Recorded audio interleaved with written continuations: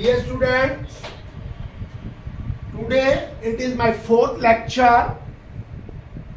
Topic excretive products and their elimination. Here today we are doing the talk about the functions of the tubules. जो nephron है उसमें जो आपका Malpighian body होती है उसके बाद यहाँ पे ट्यूब्यूल्स होती हैं और these tubules are the proximal convoluted tubules PCT and Henle loop DCT distal convoluted tubules and collecting duct. तो यहाँ हम पढ़ेंगे इसके बारे में कि ये क्या रोल अदा करते हैं, what the role they play to here and why they are so important. सबसे पहला है कि जब हमारा यूरिन पास होता है तो डिफरेंट रीजन ऑफ ट्यूब्यूल्स के अंदर जाता है, जो डिफरेंट ट्यूब्यूल्स है उनके अंदर जाता है और वहां पर different amount of the water and minerals और some important substances are reabsorb to there. तो सबसे पहला हमारा है proximal convoluted tubules. This is the part which is near to the, जैसे जस्ट हियर ये हमारा पीसीटी है और ये हमारा डीसीटी है. तो ये पीसीटी है, it is near to the Bowman capsule. ये बोमेन कैप्सूल है और उस बोमेन कैप्सूल के नजदीक होगा. तो पीसीटी में जो लाइनिंग है वो एपिथेलियम सेल्स की होती है. एपिथेलियम सेल्स की लाइनिंग होती है और ये लाइनिंग जो होती है दे हैव सम प्रोजेक्शंस जिनको आप माइक्रोविलाई कहेंगे. ये जो माइक्रोविलाई है they increase the surface area for the absorption of water and other minerals from the filtrate. तो जो विलाई है सरफेस एरिया बढ़ा रही है फॉर द रीअब्जॉर्प्शन. और ये जो आपकी विलाई है they are made up of simple cuboidal brush border epithelium. यानी कि ये जो एपिथेलियम है इसकी सेल्स क्यूबॉइडल है और उनके ऊपर यहाँ पर सीलिया ब्रशेस प्रेजेंट है और जो increase the surface area for the absorption of water and minerals from the filtrate. अब यहाँ पर जो आपका पीसीटी है इसमें करीब 70 से 80% वाटर एब्जॉर्ब होता है और यहाँ पर इलेक्ट्रोलाइट्स होते हैं, bicarbonates, water, they all are absorb. यानी 70 to 80% जो इलेक्ट्रोलाइट्स है यहाँ पे एब्जॉर्ब होते हैं. वाटर भी एब्जॉर्ब होता है, बाइकार्बोनेट्स भी यहाँ पे हमारे रीअब्जॉर्ब हो जाते हैं. अब जब ये रीअब्जॉर्ब होते हैं तो इनका फायदा क्या है? ये दे maintain the pH and ionic balance of body fluid. हमारा जो ब्लड है, बॉडी फ्लूइड ब्लड है, उसकी पीएच और आयनिक बैलेंस को मेंटेन करते हैं by the secretions of hydrogen ion, ammonium and potassium ion into the filtrate. यानी कि उसमें से जो फिल्ट्रेट है उसमें से सोडियम है या बाइकार्बोनेट्स है, इनको ले लेते हैं, लेकिन हाइड्रोजन, अमोनियम, पोटेशियम को उस फिल्ट्रेट के अंदर डाल देते हैं जिससे कि हमारे ब्लड का, हमारे बॉडी फ्लूइड की पीएच मेंटेन रहती है. इसके बाद हमारा हेनले लूप है. देखिए हेनले लूप जो है it's one end is connected with the PCT, another end is connected with the DCT. It is a hairpin like structure और U shape structure. It has a two part. One is the descending part and second is the ascending part. Descending part start from the side of PCT and descending and ascending end meet with the DCT. ये जो descending limb है और descending end है तो ये it is permeable to water. इसमें से यहाँ से water जो है ये बाहर आता है, लेकिन any salt और solute does not come outside. सिर्फ पानी बाहर आता है डिसेंडिंग से, कोई सोल्यूट नहीं आता. और जब ये यहाँ से आपके लिक्विड चलता है तो यहाँ आने के बाद at the point of U shape structure the amount of filtrate become hypertonic and amount of salt increase to there. अब ये जो है this filtrate travel through the ascending limb, और यहां पर इसमें से वाटर बाहर नहीं आता, water does not come outside, सिर्फ यहां से इलेक्ट्रोलाइट्स बाहर आती है। हेनले लूप में से एक डिसेंडिंग लिम्फ है और एक असेंडिंग। डिसेंडिंग से वाटर आएगा और असेंडिंग से यहां पर सॉल्ट बाहर आएंगे, और ascending lymph is connected with the DCT. अब जब डिस्टल कन्वर्टेड टिब्यूल्स में चला जाता है तो यहां पर इसमें डीसीटी में रीअब्जॉर्प्शन सोडियम होता है, वाटर होता है एंड बाइकार्बोनेट्स, यानी कि जो यहां पर आपका फिल्ट्रेट आ रहा है उस फिल्ट्रेट में से सोडियम का रीअब्जॉर्प्शन भी होगा, वाटर का एंड बाइकार्बोनेट, इनका रीअब्जॉर्प्शन हो जाएगा। लेकिन कुछ सब्सटेंसेस को ये उस फिल्ट्रेट में डाल देगा, जिसको कहते हैं सिक्रीशन। सेलेक्टिव सिक्रीशन का मतलब है जो सिक्रीशन इन टिब्यूल्स के अंदर प्रोड्यूस होंगे उनको वहां पर डाल दे। ये हाइड्रोजन है, पोटेशियम, अमोनियम, तो ये तीनों इस फिल्ट्रेट में डाल दिए जाएंगे। उस फिल्ट्रेट में से सोडियम, वाटर, बाइकार्बोनेट ले लिए जाएंगे, जिससे कि हमारा जो बॉडी फ्लूइड है, ब्लड है, उसकी पीएच और सोडियम पोटेशियम का बैलेंस बना रहे। This should be maintain in DCT. अब ये जो लिक्विड है कलेक्टिंग डक्ट में आता है।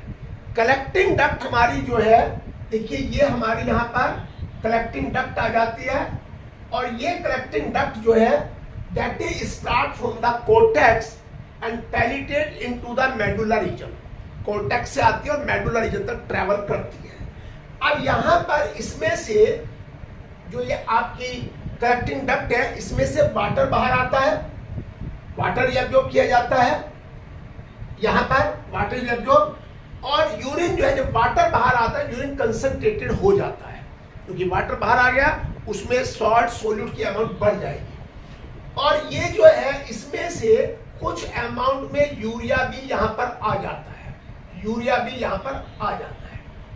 और इसके बाद यहां पर ये maintain the ionic balance of body fluid by selective secretion of hydrogen, potassium, यानी कि यहां से वाटर बाहर आएगा, इसमें से कुछ यूरिया बाहर आएगा, जिससे इस किडनी के जो अंदर ये हेनले लूप है, इनके चाहे लिक्विड होता है जिसे इंटरस्टिशियल फ्लूइड कहते हैं, तो उसकी ऑस्मोलिटी, उसकी कंसंट्रेशन को मेंटेन करेंगे, और यहाँ पर सोडियम और पोटेशियम के पंप को बैलेंस करेंगे कि सोडियम एब्जॉर्ब हो जाएंगे और पोटेशियम जो है that will be pour into the filtrate, उसमें डाल दिया जाएगा। अब यहां देखिए नाउ यूरिन फॉर्मेशन। अब यूरिन कैसे बनता है? देखिए यूरिन बनने के 3 स्टेप्स हैं।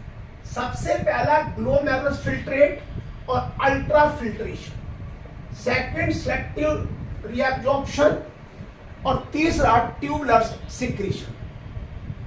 देखिए यहां पर ये हमारा बॉमेन कैप्सूल है, इसके अंदर ये एफिरेंट आर्टीरियोल आ रही है, और यहां से ये इफिरेंट आर्टियोल जा रही है।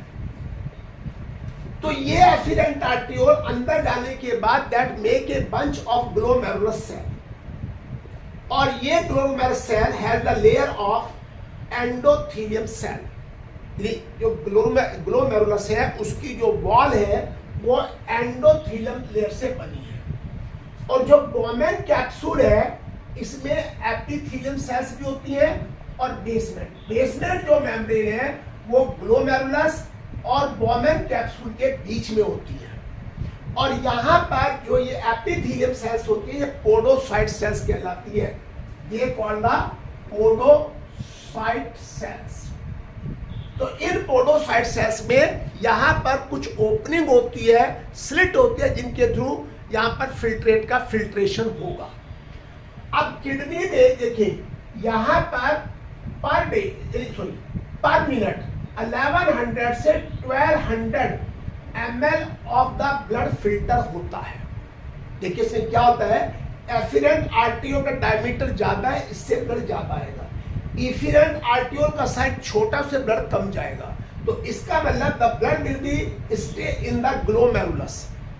अब ग्लो में जब ब्लड स्टे करेगा यहाँ पर हाइड्रोस्टैटिक प्रेशर लगेगा और हाइड्रोस्टैटिक प्रेशर की वजह से from the blood a liquid will be come out, और ये जो लिक्विड बाहर आएगा इसमें आरबीसी नहीं होगी, हमारी हायर प्रोटीन्स नहीं होगी और डब्ल्यूबीसी भी नहीं होंगी।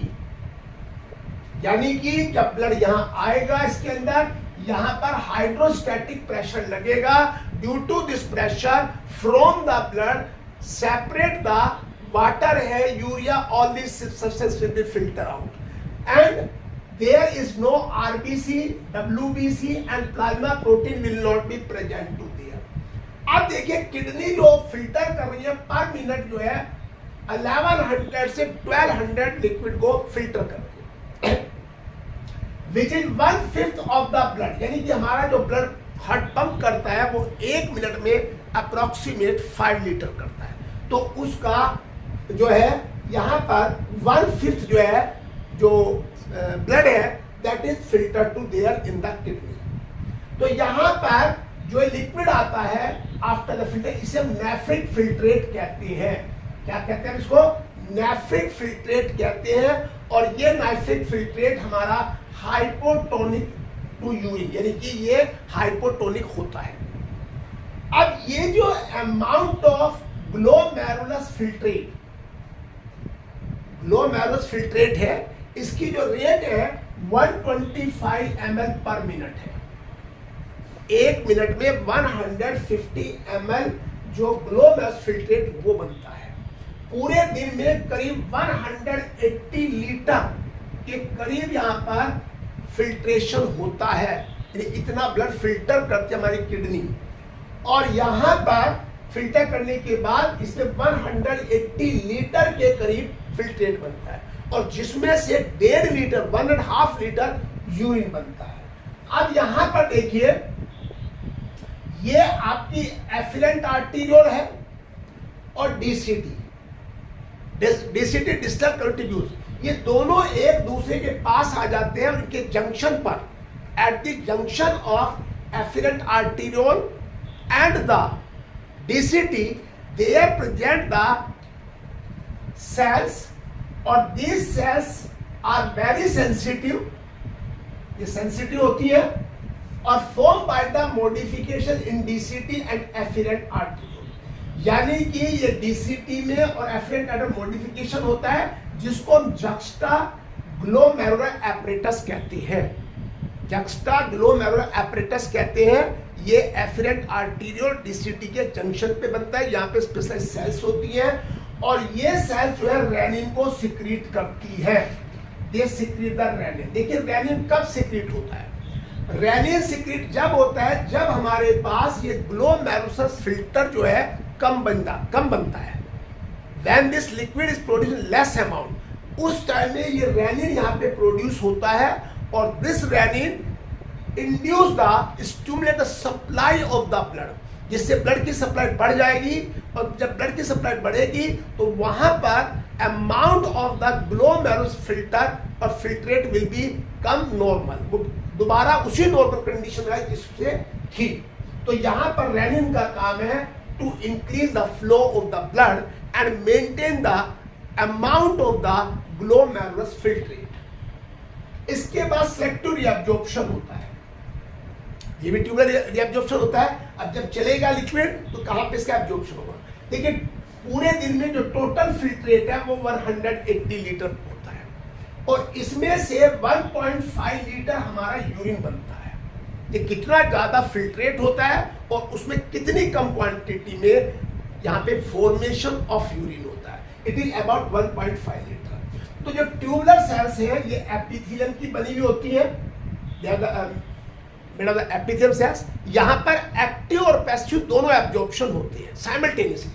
तो एक्टिव एब्जॉर्प्शन में सोडियम का होता है, ग्लूकोज का होता है और अमीनो एसिड्स, ये तीनों जो है they are reabsorb by active reabsorption, जबकि नाइट्रोजनस वेस्ट ये आपके पैसिव रीअब्जॉर्प्शन से अंदर जाते हैं। ये क्वेश्चन आ सकते हैं आपके। और वाटर का एब्जॉर्प्शन भी यहाँ पे पैसिवली होता है in the initial segment. Initial segment का मतलब है पीसीटी के अंदर वाटर का रीअब्जॉर्प्शन पैसिवली होता है। अब है यहाँ ट्यूबुलर सिक्रीशन। देखिए ट्यूबुलर सिक्रीशन का मतलब है जब यहाँ पे रीअब्जॉर्प्शन हो रहा है तो जो वॉल ऑफ द ट्यूब्यूल्स हैं they produce the hydrogen ion, potassium ion and ammonium ion. उन तीनों को वो क्या करते हैं, hydrogen ion, potassium and ammonium, इनको दे पोर इनटू द फिल्ट्रेट। जो फिल्ट्रेट चल रहा है डीसीटी में आया है उसके अंदर डाल देंगे, जिससे हमारी जो है बॉडी फ्लूइड की आयनिक बैलेंस रहेगा, उसकी पीएच मेंटेन रहेगी, एसिड बेस। और ये this is the important function, maintain the ionic balance and the acid base pH of the body fluid by the tubular secretion. This is a very important function which is played the role in maintaining the ionic pH maintain करता है, ionic balance maintain का, ये everything is maintained to here. Thank you. आप इसको देखिए, इसको आप like करें, शेयर करें और इसको सब्सक्राइब करें। Thank you.